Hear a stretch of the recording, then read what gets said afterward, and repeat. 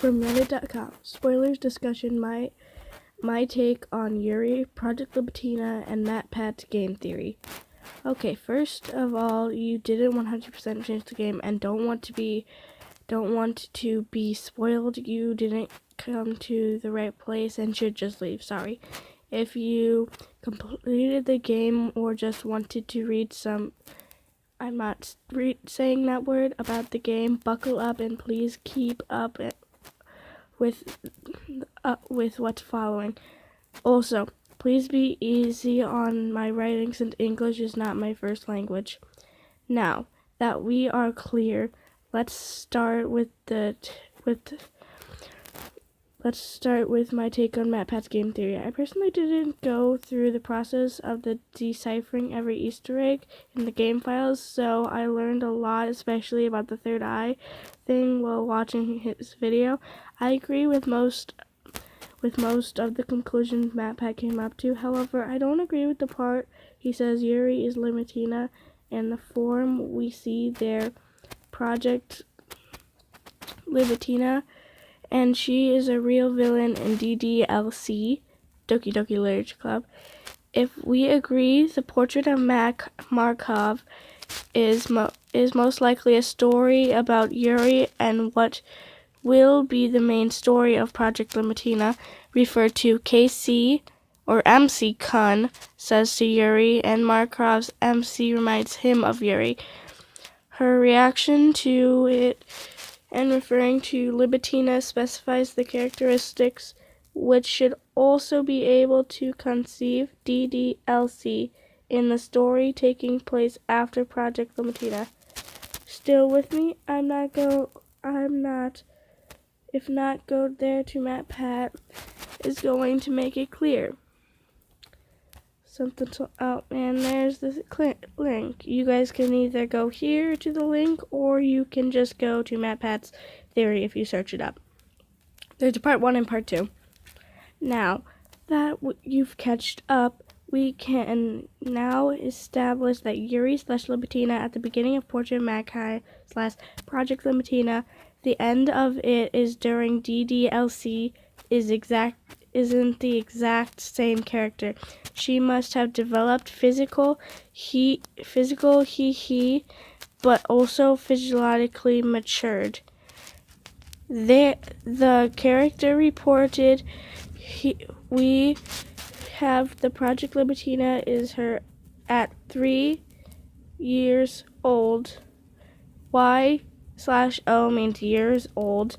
During DDLC, she is around 16. MatPat says that Project Libitina, she will be 17 because it will take place in 2018. But for me, the story won't take place. It is currently my voice. But for me, also sorry about my voice, guys. I'm a little sick right now. But for me, the story won't take place. It is current time, but it in the past between 2001 and now, most likely between 2004 and few years ago. What is making me assume that it was Monica says when you decipher her character file, she asked to go back and tell what is going to happen. If that is not a big hint on what will be featured in the next game, I have a feeling the next game might be you playing as Monica, because in the next game, MatPat theory says Monica will become not the villain in the game, but the hero. And I think the game might be her going back in time, saving people or something. Blah blah blah. If that is not a big hint, blah blah blah. Here we go. I don't know what is. Also, she says she has experienced some deja vu and proposed it might be because of the third eye. But why would she speak of it like it is something in itself and not simple? A name. We give to the condition someone has after receiving weird treatments. Also, when you decipher Yuri's second poem At the very end, she says, the lust continues to linger through my veins, an ache in my muscles, steam from the unreal tension experienced in my entire body. Her third eye is drawing me closer. But the last part, the interests me the most is the last sentence. Her third eye is drawing me closer.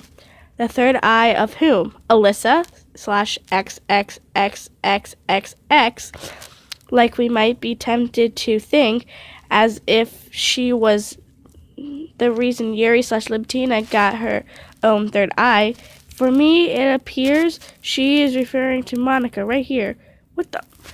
I can hear you say at your screen. No, I'm not. I'm reading your text. That is the reason why I asked you to buckle up, since from now on it will be a crazy ride. During act, I see Yuri. Yuri seemed fine and sane, even though she had some multiplicated, I'm talking like this now, problems. Nothing too weird for a 16-year-old schoolgirl, or that is 16 years old. During Act 2, she goes full yandere mode real quick and end up killing herself. But she wasn't the only one. Monica went all out also to me. It seemed like the more the game progresses, the more Monica was affected by the strange evil. That's where I see the third eye intervene. Capital letters here on purpose. I make a difference between the idea and concept of the third eye and the result condition.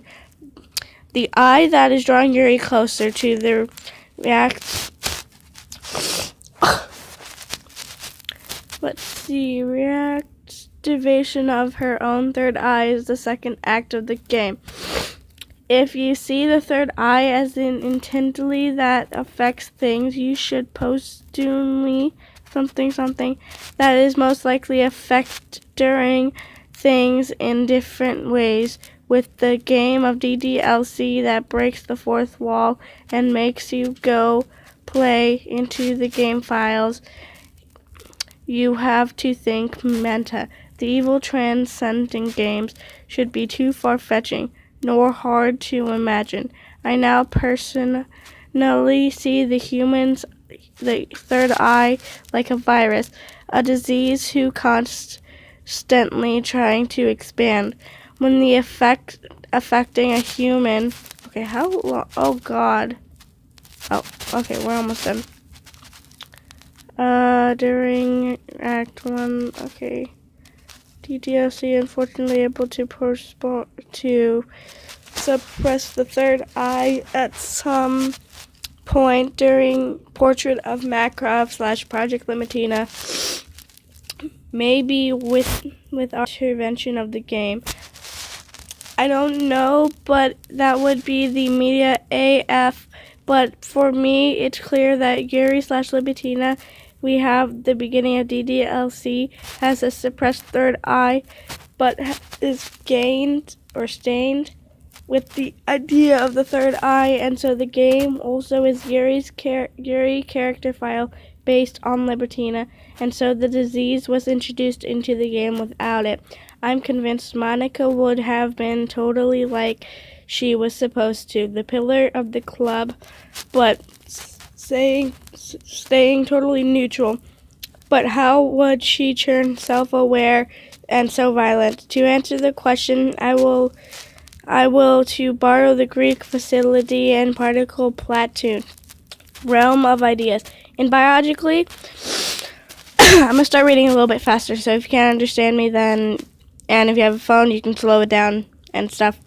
Who is in charge of all the human bodies? The brain is the command center, everything we do to think. So if the third eye affects someone, the bloodlust will result. Now who is in charge of the literacy club? Yep, its president. In the game, we have two presidents, Monica or Sayori. Without the stain of the third eye, the game would have played like any other date sim, and Monica would have been the non-dateable character, and Sayori be the girl next door. The third eye would affect either one of them, since the game is programmed to launch out with at least Sayori, Natsuki, and Yuri giving different results if you start the game with Monica or Sayori as president. Monica infections of the third eye and would manifest trying to violent, and she gives the fake end of the empty classroom, while Sayori, since she is programmed to ultimately kill herself, she just deletes everyone, and the game is no more suffering. She is designed too weakly to deal with her self-awareness / no bully. The third eye gives self-awareness to the president of the club. That is, I assume, to be the premise of the game. We are now coming close to the end of this post, but keep holding.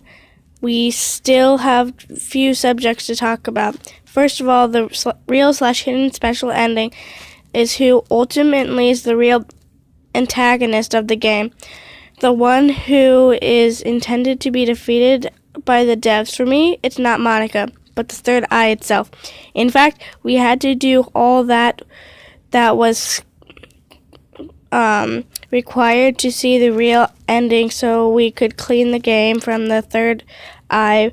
The only one being able to do it was Monica, so that way she was only required the whole game to be president up until the very end, where Sayori becomes president herself, but without the presence of the third eye.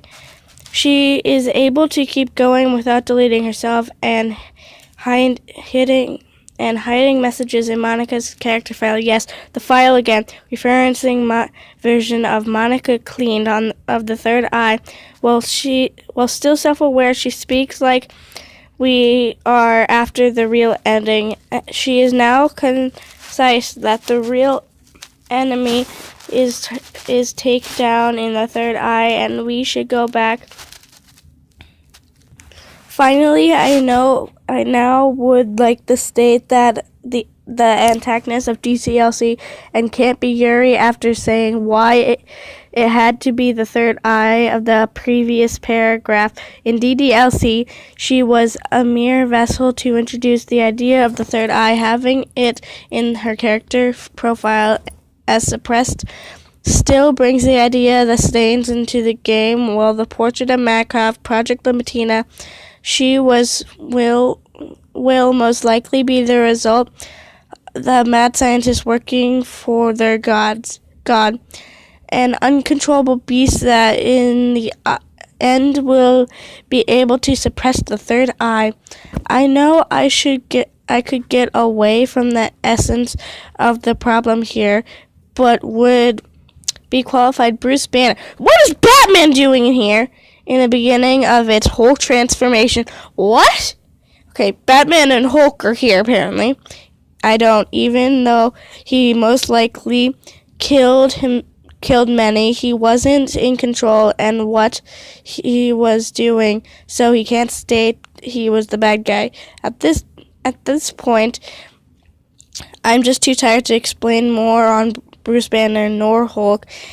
It is not the villain of his own movies. It's the same thing for Yuri. She was a puppet, a guinea pig for a mad scientist controlled by the third eye, presenting himself on a god of them portrait in Minecraft. So this is it, guys, my point of view on how I saw the events of DDLC, the past and upcoming events, a portrait of Minecraft / Project Libitina, and the state of Yuri and antagonist DDLC.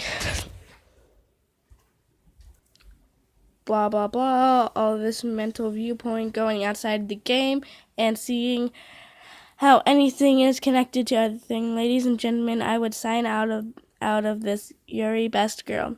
Anyway, guys, that's it for this video of the part 1 and part 2 of Project Libitina and stuff, and I guess that's it. Bye, guys.